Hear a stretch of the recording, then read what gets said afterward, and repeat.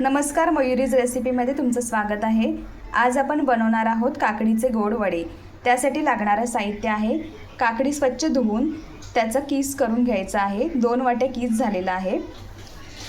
4 वाटी तांदळाचं पीठ, अर्धी वाटी रवा।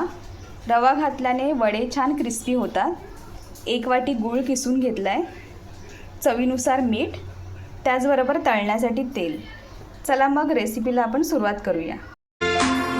हिरवा शालू पसरला दूरवर, स्वर्ग सुखाचे हे जगणे निरंतर। सह्याद्री उभा पाठीशी खंबीर, समुद्र किनारा